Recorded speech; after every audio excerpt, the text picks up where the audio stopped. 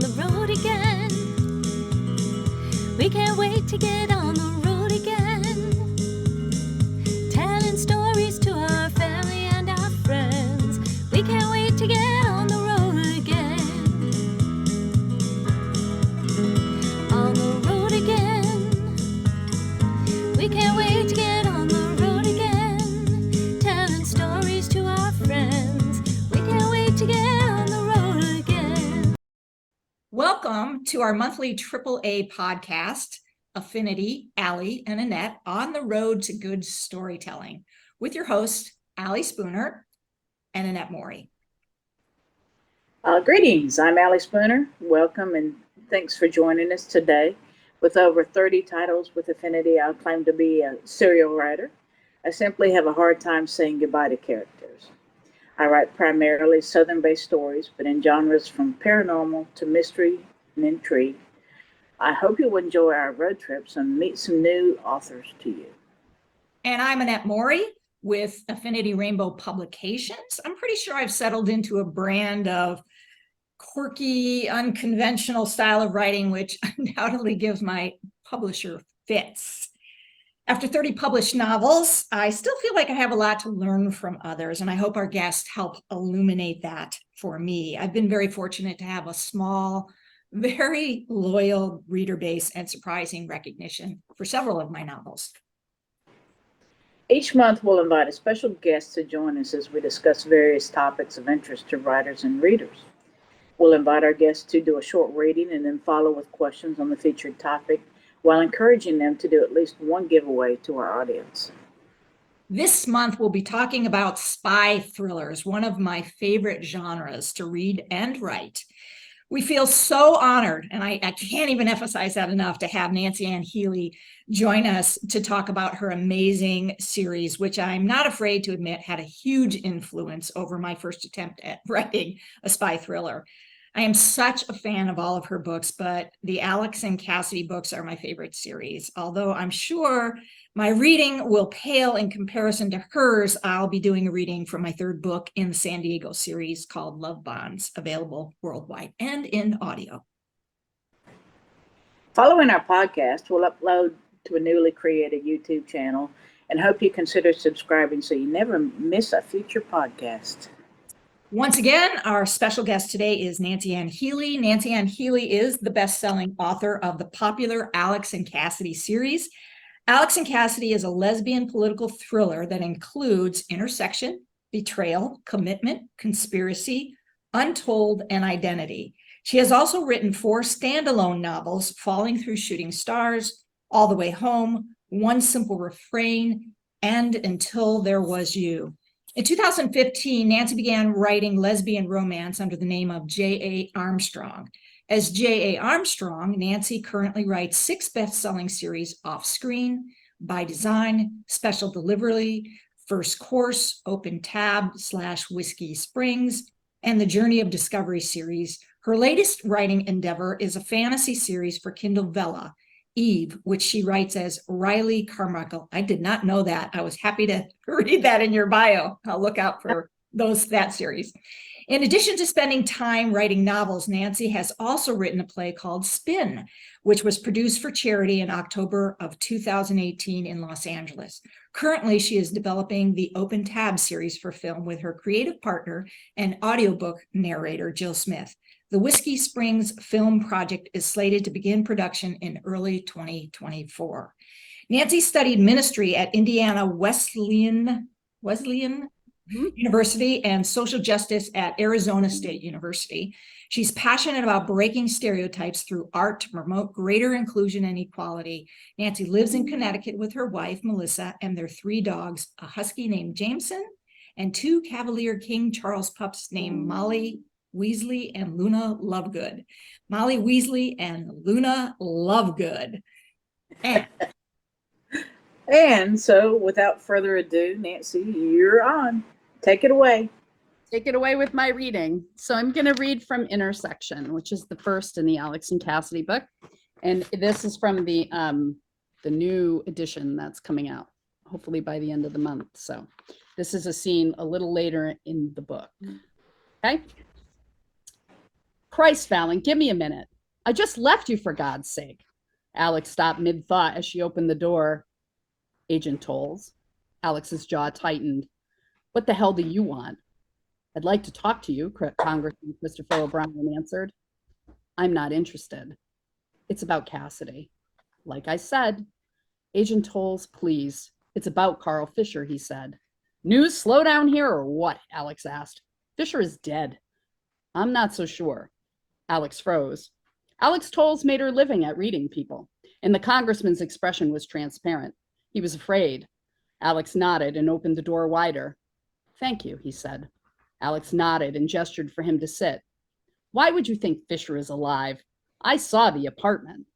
Christopher O'Brien placed his crutches at the side of the chair. Do you have some water or... Alex sighed heavily. You want coffee? She took a moment to remind herself he was Dylan's father. Sure, just black. Alex made her way to the kitchen and called back to him. What makes you think Fisher is alive? O'Brien surveyed the room. Krause is worried about what Cassidy might have told you, what she might know without... He paused when he noticed the picture on the table. He shook his head and continued. About what she might say without realizing it mattered. Alex entered the room again and saw the congressman's stare focused on the picture. She detected genuine pain and worry in his eyes. She bit her lip gently and handed him the coffee. What could Cassidy possibly say that would matter to Jonathan Krause? Alex asked. I don't know. Well, that still doesn't explain Fisher, Alex said. She studied the man before her. Agent Tolles, I hated coming here as much as you hate me being here.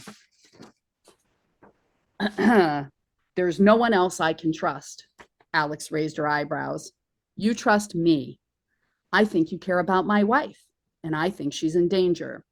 Alex was ready to pounce on the congressman for referring to Cassidy as his wife. The last part of his statement stopped her in her tracks. What do you mean she's in danger? Look, Agent Tolles. He glanced at the picture again. I don't know as much as you think. I do know Jonathan Krause, and I know a threat when I hear it. If they think she knows anything, let's just say they'll find a way to keep her quiet. Alex's stomach lurched violently. Fisher's suicide never sat right with her. She stared at the congressman momentarily and picked up her cell phone. She looked at her watch. Cassidy would be home by now. She dialed the number and waited. A hoarse voice greeted Cassidy. Welcome home. How the hell did you get in here? Oh, that was easy. Know you like coffee. Sit down, he said. Carl, what do you want? Cassidy asked. She remained composed, determined to hide the terror that pulsed through every nerve in her body. He poured a cup of coffee and retrieved the milk from the refrigerator. I know, just milk. He smiled. You're pretty calm for seeing a ghost, he said. He leaned into her ear. Boo! Cassidy's body shuddered. He leaned in and sniffed her hair. I thought we could talk for a few minutes, now that that bitch is gone and that idiot politician. Talk about what? Cassidy asked calmly. Well, we could talk about why you never liked me, or we could talk about why you did like my friend Johnny so much. What? Oh, Cassidy, Krause and I go way back. You liked him, or was it just France that made him interesting? Cassidy closed her eyes as he moved within inches of her lips. His breath reeked of whiskey, and she struggled to suppress a powerful wave of nausea.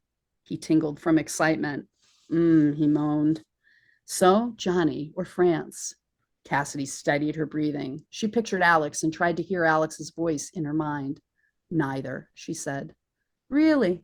Poor Johnny. Didn't like him either. He smiled. Guess we're not your type. Fisher licked his lips and ran his nose up Cassidy's neck before sitting beside her.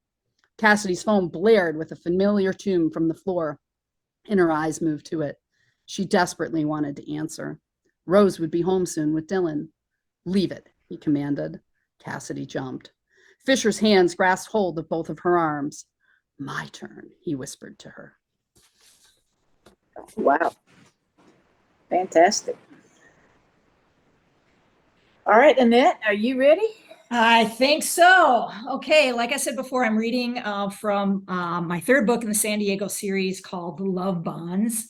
And I'm gonna go there. I'm gonna do the pee-pee pants scene. Okay. Smart, brilliant, actually, Tony mumbled aloud. What? Cher asked. She'd been hovering over Tony practically the entire afternoon, waiting for the Russians to make their move. Sophie had only recently joined in on the loitering gig. According to my map, the drop-off location is in a well-known park where the druggies and homeless hang out. It's completely open, so hard for a tail to stay unnoticed. Cops do their obligatory cruise through the park every 2 hours or so, break up the drug deals, and shoo the homeless away. But not many people are there after dark besides those who are obviously homeless or addicts. Tony had a glimmer in her eyes when she glanced at Sophie. The changed expression had replaced her earlier irritation when both Sophie and Shar had smothered her while she watched the monitors. "Why are you looking at me like that?" Sophie grumbled. "It's never good when you have that impish look on your face." "You thinking what I'm thinking?" Tony asked with a fair amount of glee in her eyes. "Obviously not," Sophie answered. "Ah, come on, Soph, just like old times, except we're going to have to do this without Kim." "Oh, no, no, no, no. Please tell me you aren't suggesting we dress up like homeless people." Sophie sounded horrified. Tony grinned. "Sure am." "You're going to make me wear the pee-pee pants, aren't you?" Sophie grimaced. You have to both look and smell the part," Tony laughed. "I hate you. I really hate you." "Stop needling Soph, Tony. I assume we don't have much time to transition and get our people in place," Shar chastised. "If we're lucky, we have more time than whoever makes the drop. Things are actually going a little our way. The park is only a 10-minute drive from here. We can have them dressed and ready to go in less than 15 minutes. All the stuff we need is in the closet, including the latex masks. They should be in place long before our guys show." Tony grinned at Sophie. "All right, Soph, go get our rookies. I hope they don't mind donning smelly clothes." They volunteered. I bet they never thought they'd have to literally lie in the stinky bed they've made. "Maybe that will teach them not to stick their noses where they don't belong," Sophie grumbled. "Ah, Soph, lighten up. They could save your ass out there," Tony teased. "Doubtful. I don't enjoy working with amateurs," Sophie grunted. "I thought you said they did remarkably well with the dart pens," Shar inquired. "They did, but still," Sophie reluctantly responded. Mila scratched the wig for what seemed like the 100th time. "This shit is itchy. There aren't fleas in this thing, are there?" Tony shrugged. "Could be. Maybe mites, too. We go for realistic." "Goddess, this sweatshirt stinks," Mila whined. "Now who's the puppy? Can we expect you to whine for the next 6 weeks about your outfit for the park?" Bernie gloated. "I'll gladly trade you," Sophie grinned. "No way, I'm not wearing the pee-pee pants," Mila responded. "Isn't that latex thing hot and itchy?" she asked. "How come Bernie doesn't have to wear a wig?" Bernie held a beanie in her hands that didn't smell any better than the sweatshirt. "Pretty sure this thing will itch as much, if not more, than your wig." That, and she's got this lovely thing she's going to put in her mouth. Tony held up the fake prosthetic to change the appearance of Bernie's teeth. The rotting teeth and gums with a few missing spots were absolutely revolting to Mila. If that didn't sway a person from a meth addiction, she didn't know what would. Equally disgusting pants and sneakers completed Mila's disguise. She wasn't sure she was cut out for undercover or spy stuff if it required her to dress like this. After this was over, she planned to take a nice long shower. Maybe she could pick up that shampoo for lice. Surely that would get rid of fleas or mites as well. She glanced at each of her new teammates and burst out in laughter. With their completed look, she could never pick them out in a lineup. Every person's appearance was dramatically different from what they actually looked like. As a result, their own mothers wouldn't recognize them. Mila had an insane desire to wake up her mother to test that theory, but resisted the urge. "Ready?" Rhonda asked. Mila almost didn't catch the exchange between Val and Sophie because Val's voice was so low, but she smiled at the interaction. "Bring my sister back in one piece," Val warned. "That's the plan," Sophie answered. Okay. Love bonds. I love that scene. That was fantastic. All Okay. right. You want to start? Yeah, I'd love to ask the first question. All right, go for it. So Nancy, you write actually in, a little bit like me in so many different subgenres. is spy thrillers your favorite to write in, or what's your favorite? Do you have a favorite? Okay. So the correct answer to that question, no. Yeah, no, I think whatever I'm writing at the time is my favorite at the time. At the time I'm writing. But I'll always go back to writing intrigue. I really enjoy writing it, whether it's a spy thriller or it's a serial killer or it's something that's really big, or in J. Armstrong, like By Design, The President, something that's a much bigger story than just a regular romance. And there's nothing, I've written plenty of them, but Right. there's just something, there's a little more gravity, I feel, as a writer when I write that. There's more nuance to write around it. It's a bigger story with a smaller story inside it. Yeah. Yeah. What's the most challenging thing about writing spy thrillers? Keeping track, if you're going to write a series, which you both understand, right? It's Right. keeping track. And so this is what I'm working on now, I guess, technically, if you include Fallout, would be the 8th book of Alex and Cassidy. And it isn't a separate story in each one. One of them is kind of a separate story, but it's an ongoing conspiracy. And so it's not like reading Lee Child or reading, Dan Brown or something. And it's the same character, but it's a completely different issue that they're resolving in every book. Mhm. That's not how Alex and Cassidy is. It's ongoing.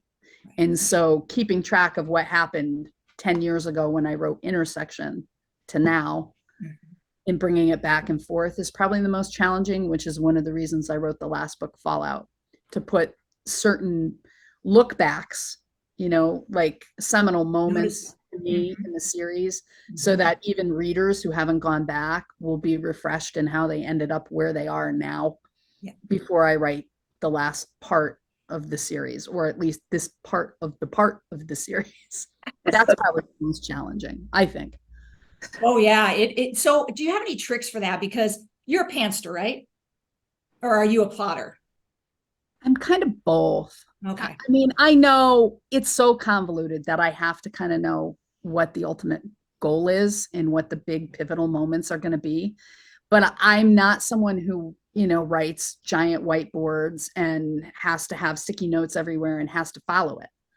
If I start writing and the characters are developing a little differently than I thought, or that it's something doesn't feel right that I originally thought I was going to do, I'll change it. I'm not married to this has to happen now or even has to happen. And I've done that. I've changed a couple things that I had plotted, big things in the series. Like for instance, in the beginning of the series, spoiler, if you haven't read it, it's actually supposed to be Alex's father who's alive, not Cassidy. And as I wrote the series, I realized where I wanted to go with Cassidy's character, where I wanted to go with Claire's character, and that to do that, I needed to change actually the trajectory of the entire series and what part of what is going to be uncovered and make it Cassidy's father. So I guess I'm a little bit of both. Yeah. Guess Do you I'm a have little spreadsheet or anything with like I even forget, because it, like yours has so many characters, right? I even forget how I describe them. Like I can't remember except for ones that are really that I really remember, like Shar, who has red hair and green eyes. That's so different. But I can't remember if they're blonde or, or short or tall or muscular or thin. Yeah, when I wrote the original 4 books, I wrote them very just in succession, bang, bang, bang, bang. And so it wasn't as hard for me to keep track.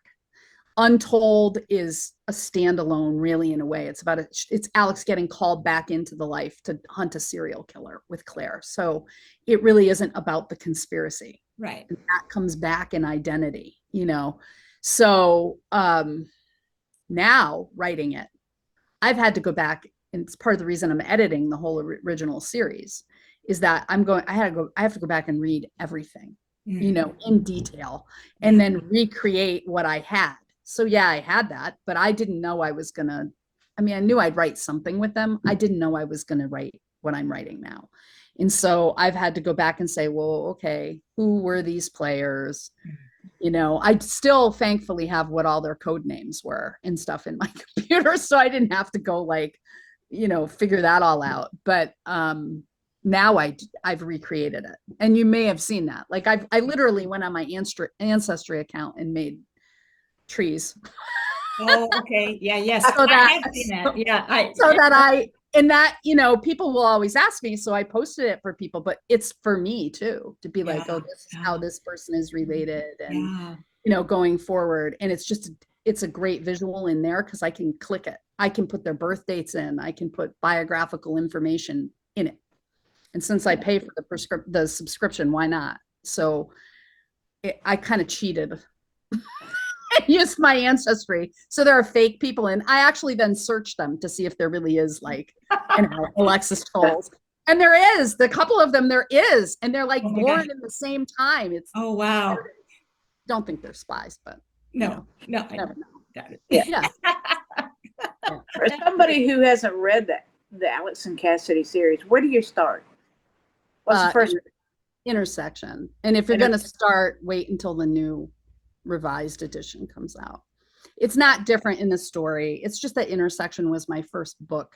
And so as you write, and you'll appreciate this, the more you write, the tighter you write, Yes. you know, the less extraneous stuff there is. And so this is me going through for the 10th anniversary, the 4 original novels. And I wouldn't say gutting them, tightening them, rewriting certain things, getting rid of extraneous language. It's an easier read back. Okay. Easier read for me as the writer. So if you haven't read it, I would wait. Intersection ran online before it was published because I wrote fan fiction to write Spin, the play, and I didn't intend to write books. I just wanted to write the play. And my friend and my son were like, write a fan fiction, because I hadn't written anything in, I don't know, 25 years that was fiction, you know, when I used to do stand-up. And so that's what I did. I wrote a zine of fan fiction, and people were like, why don't you write something original? So I ran Intersection online, and it's a little different when you're writing something online and people are reading it. Mm-hmm. And when I published it, I mean, I didn't heavily edit it. Right. And I didn't really know that people were going to buy it the way they did. Right. You know, like I figured the people who were reading it online would buy it, and that would be that. And then on I would go. So I had no concept of where it was going to go and where it was going to take me. And so this is me going back and kind of making it how I would write it now, stylistically. Same story. I'll have to read that again. I loved it the first time, but I know what you say. I kind of almost want to go back. I don't know about you, Allie, but sometimes I want to go back and tighten my earlier novels that I think are not as tight as my later ones. Yeah. And you know, I've had people say to me, other authors and publishers, it's done so well and people love it the way it is, don't waste your time. You know, this exercise is good for me in writing the rest of the series. Right. Because as I do it, I'm really back in their heads. So it serves me as a writer, not just my ego or my whatever, but it serves me as a writer to do it because I'm writing these next few books. So I would wait. If you haven't read it, I would wait. Some of my readers would say don't, but I would say wait until the new book comes out, because they'll all be out within the rolling year, this next year. All 4 of the originals will be re-released in a new edition. So why is it important for you to write strong characters with fighting abilities? Well, I mean, I think as far as women go, I mean, there's certainly a lot more models than when I was a kid. And I think it's important to see that women can stand on their own 2 feet and in different ways, including being able to fight. I think if you're going to write spy thrillers or FBI agents or detectives or something like that, they're going to have some of the warriors, they're going to have those abilities. So that would be one, to make them truthful. The second thing is, I think it's challenging as a writer. I think it's challenging to make a scene that is active, really active, come alive for a reader. It's easier, in my opinion, to write that as a screenplay, and to film that, to show it. Right. And that's a different exercise, doing both now. How do you show versus how do you tell?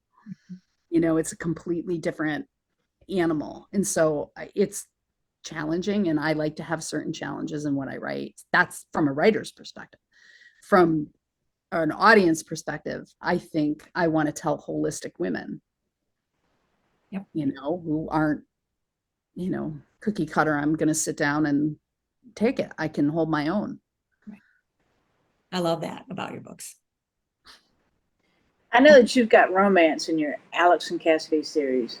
Is it hard to weave that into a story? And what's more prevalent, the romance or the action? I don't think one is more prevalent than the other. It's funny. I think what I would say, and I don't know how either of you feel about this with what you write, but to me, when I write something that's like thriller-esque, mystery-esque, or somebody who's like in an unthinkable life, they're the president or they're a big television star or whatever. Part of the allure of that to me is writing someone who's in extraordinary circumstances in an ordinary life. Oh, right. So I would say that, like with Alex and Cassidy or Candace and Jameson, and by design, that they live in extraordinary circumstances.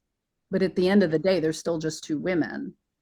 Their mothers and their daughters and their partners, and they have all the same problems. It doesn't matter that, whatever is blowing up on the other side of the world as a spy that you have to go do, or you just had a hand-to-hand fight with another spy and you come home and you got to go to your kids' conference because now you're just mom.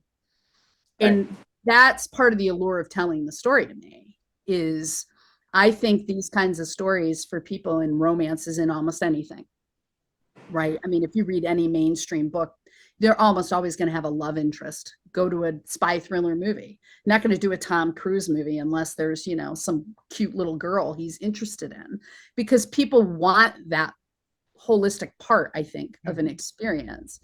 But for me, I think these types of books in romance, family, in the big picture, is people want to believe nobody knows what's on the next side of this moment.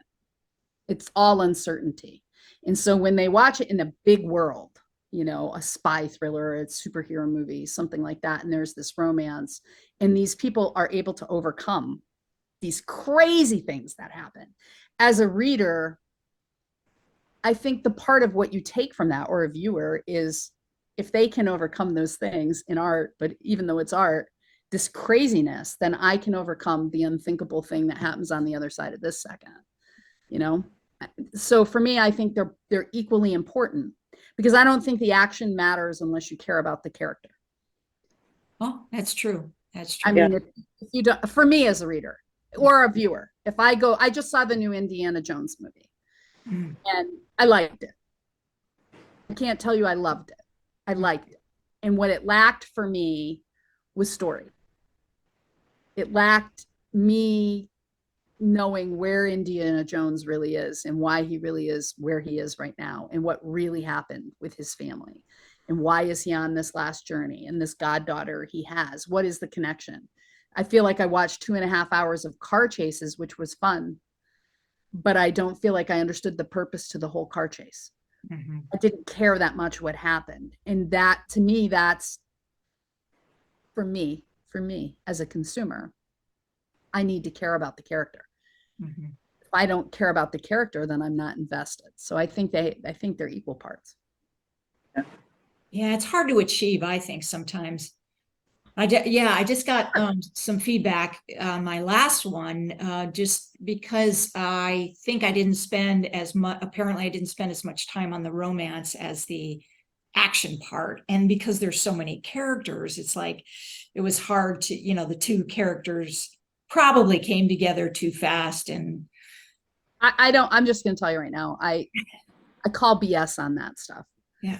I call BS on that. I really, really do. And I also call BS on people saying you're feeding a lesbian stereotype. If I went through all of my friends, all the people I've known in my life, the amount of people I know, regardless of their gender or their sexuality or anything, who met the person they're still with and were together from the time their first date or first week together happened forever, it would be the vast majority.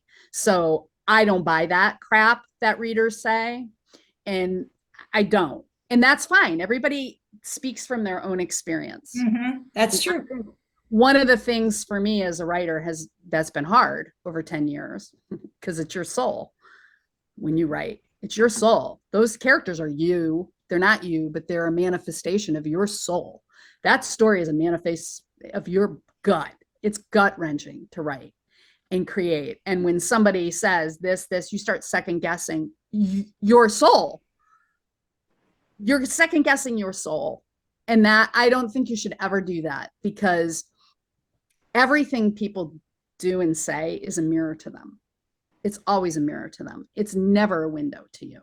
And that doesn't mean if somebody says to me, oh, geez, Nancy, you had these typos. Okay, I had typos. That's different. That's not the same. That's fine. I had typos. I can go fix that. Yeah. And that's a valid thing for me to fix. But to say, Alex and Cassidy fall in love too fast. I hear that. They say I love you too much. Whatever. Okay. Well, then Alex and Cassidy aren't for you. Yeah. And that's okay. But that's who Alex and Cassidy are.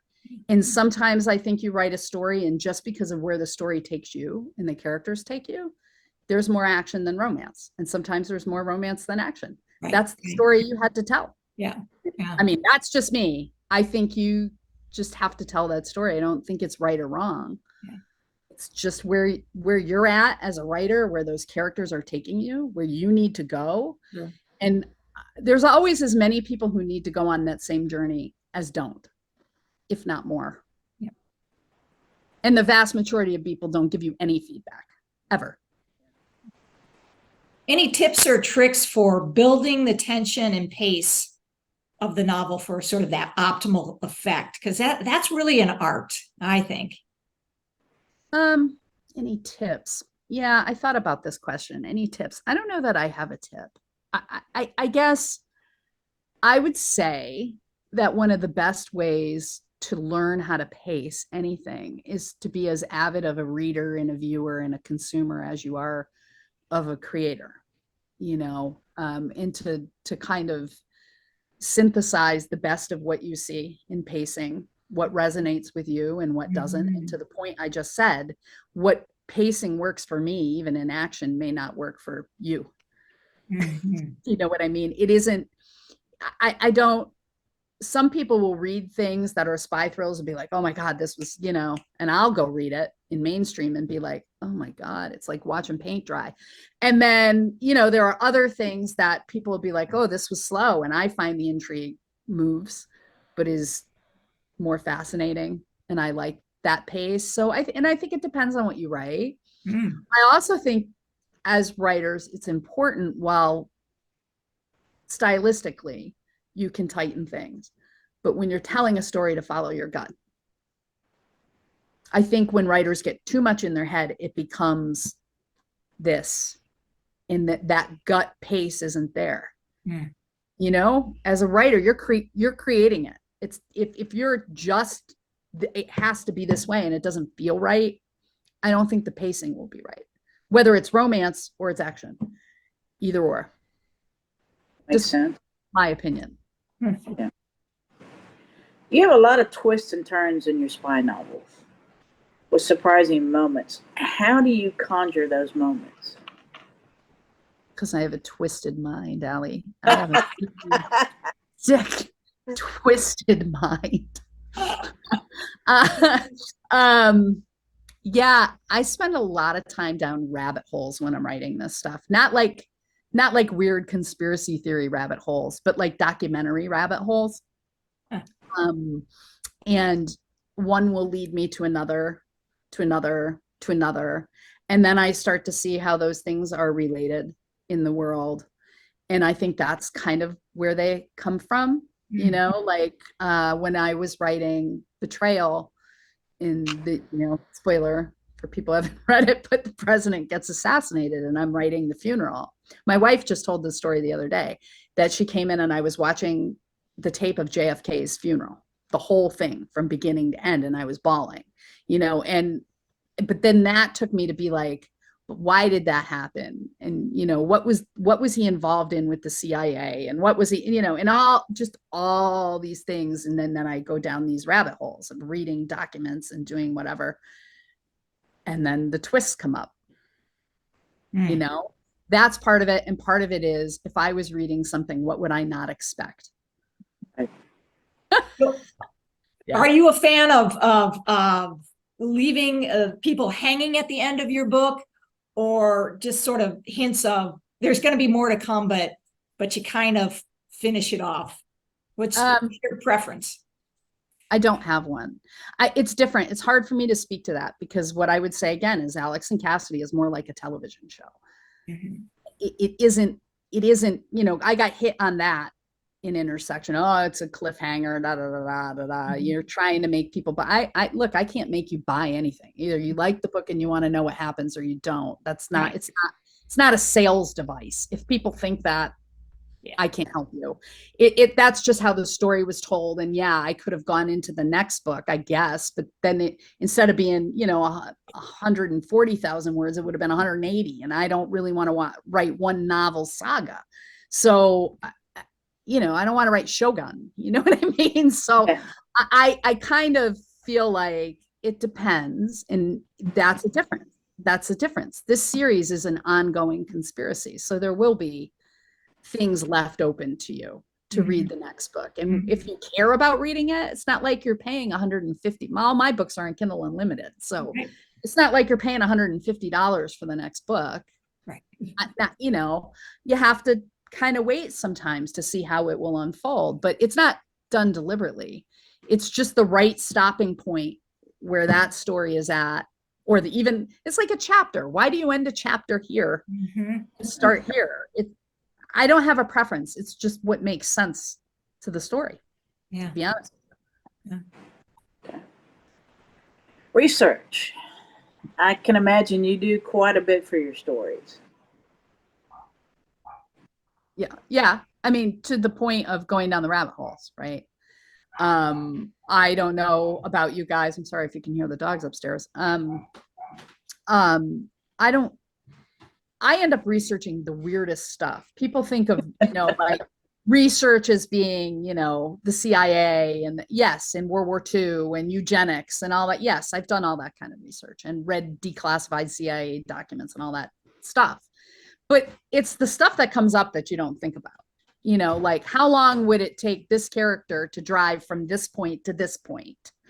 And where could they stop in between, and looking at a map and looking at what's really there, or, it's just insane little things like that come up in everything I write that you don't think about when you're writing a thriller, or you're writing a mystery novel or something. If you're going to talk about somebody who died and how they died or where they died, terrible to say, but then you have to go, what would that be? If someone was strangled, what would you find on a skeleton? Right. How would you know they were strangled? Yeah. Many years later, if you found them 10, 15, 25 years later, is there anything that would tell you that person was strangled? Oh yeah, their hyoid bone might be fractured. It's stuff like that you just don't necessarily think when you go into something, that you're writing a chapter and going, oh boy, down the rabbit hole I go before I can write. Oh, yeah. Understand. I can totally relate to that. Just the other day, I was looking up stages of body decomposition. I know. I always say, if the FBI ever comes and looks at my search history, they're going to be like, who is this woman? It's like, okay, write her on fire. Sorry. No, I'm not a Russian agent, and no, I'm not a serial killer. And right. Or I looked up just recently the difference between a psychopath and a sociopath. There's actually a difference. Yep. which I thought was interesting because people use those terms interchangeably, right? Yeah. Yeah. Yeah, in a lot of cases, yeah. Do you also include, I know you talked about, historical stuff that sort of triggered you to write certain things, but do you include historical political events or contemporary ones in your books? Yes. The short answer is yes. Not always. But yes, I wrote a book by design that's not, whatever during the pandemic and included a pandemic and got hit by some people on it. But people wanted me to write a book with the president of the United States in the middle of a pandemic. And I'm sorry, but I, as a writer, could not sit and pretend that that wasn't going on. So it wasn't COVID, and she didn't handle it the way certain other people handled it. But I addressed it. As far as Alex and Cassidy goes, real things, there are, yes, real historical things. Like I talked about Operation Washtub in one of the books, which is a CIA operation in South America in the 1950s that was meant to overthrow the Guatemalan government because they wanted to return, the president wanted to return the farmland from United Fruit to the Guatemalan farmers. And the CIA tried to make it look like they were in bed with the Russians and put a Russian sub off the coast, a nuclear sub off the coast. So that's a real thing. That's not, I didn't make that up. There are things in there about mind control, CIA programs and things that are real.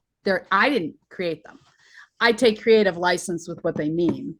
Right. They are things that actually happen. There's a lot in Alex and Cassidy that's references to things that actually happened. Yeah. Interesting. Yeah. Mm-hmm. All interesting. Wow. I didn't know about some of those things. That's very interesting to hear. Yeah. Yeah. Any final thoughts? Any things you want to share with folks out there? No, I always have thoughts in it. You know me. You really don't want to open up that, we're talking about like murder and strangling people and psychopaths. We could go a million places with that, but no, thank you guys for inviting me to do this. And I guess I would say I just, I'm sure you feel the same way. I just am always amazed that people read anything I write, much less take the time to reach out to me about it or post something about it or tell me they're excited for the next book or think about the characters in their daily lives or anything like that. As I said to you, I did not anticipate that when I started. And for me, I guess what I would say is writing these stories for me is, it's part of who I am to create. I never thought it would be writing books, writing plays or writing screenplays more. And so I didn't see myself necessarily writing books, but I still get, and I'm sure you do, people who come regardless of what it is, what kind of thing I'm writing, who tell me it's the first lesbian fiction book they've read. It's the first time they've seen themselves, or they've seen, just the other day, I had a reader post on my page, by design, my wife is 24 years older than me. And this meant so much to me because people look at us like we're whatever, this judgment. And so to read this family that is, 20 years apart, the partners, and there's adult children and there's young children and there's the whole nine, what it meant to her. And that isn't applauded to me. I always think, people find what they need to find. Sure. You know what I mean? I didn't do that. You did that. You found that in there, and that's great. But that's the most gratifying part to me. And I recognize, particularly in the political climate right now, how imperative it is that we have models out there that people can interact with, and not just models that are like us. Not just people who are like us to read those models. The thing about writing a mystery or a spy thriller that has maybe as much action as it does romance, or that maybe even has more action than it has romance, is that it invites without intimidating people who are not lesbians or bisexual women or queer women Mhm. to read it without being intimidated by it, and see models in scenarios that they can feel interact with. And I think people underestimate how important that is. Yeah. What a pivotal role it plays, not just to see yourself in media, but to see people who aren't like you in media. Mhm. We talk a lot about that. Back in the 80s, they would talk about the Cosby Show, Yes. let's say, right? And how important it was to see, Dr. Huxtable, think what you want about Bill. It's not an endorsement of Bill Cosby, by No. the way. It's me saying, seeing a non-stereotypical representation of a Black family that you hadn't seen because it was mostly what's happening, or to watch George Jefferson and to see the neighbors be an interracial couple. Now people, even our age, are like, so what? Yeah, wouldn't blink an eye. 1970s, that wasn't so what. No, that was groundbreaking. groundbreaking. It wasn't so what when Will and Grace came out. It wasn't so what, Mhm. right? It wasn't. And so what I have noticed is that's still sorely lacking for lesbians. Yeah, I think you're right. Sorely lacking. And when it happens, it tends to be in science fiction, fantasy, or prison, or it's highly sexualized. Mhm. And in feeding stereotypes of who we are that's fine. There's a place for that. I'm not knocking it. Mhm. But there's not enough of a modern family-esque representation of lesbians in society in mainstream. And so I think writing different kinds of lesbian fiction that cross over just from romance is imperative, quite frankly, me personally. That's what my closing thought would be. Great. Want to close this off, Allie? Well, it's been great to have you join us today. I have certainly learned a lot more about Nancy Ann Healy and your writing. God help you, Allie. It's been good to hear some of your thoughts and ideas and just your techniques for doing certain things. And I appreciate you joining us, and I hope we'll have an opportunity to maybe revisit again. I would love it. Thank you so much, guys, for asking me. It means a lot to me. And it was a great time to hang out with two really cool authors who I like to read. So thanks. Well, thank you. Don't forget to check out our YouTube channel and subscribe. And we're not quite sure next month what we're doing yet. I'm not sure. Well, to be determined. Anybody who makes a comment on the posts that we do on Facebook or who makes a comment on the YouTube channel will put their name in a hat for a chance to win either an audio or a copy of ebook copy of Love Bonds. And I'm happy to give the same thing. Any one of my books, audio Okay. or paper or ebook. Just let me know what you want. Let me know who you pick. Great. And I'm happy to give it out. Good deal. Awesome. Bye. Thank you.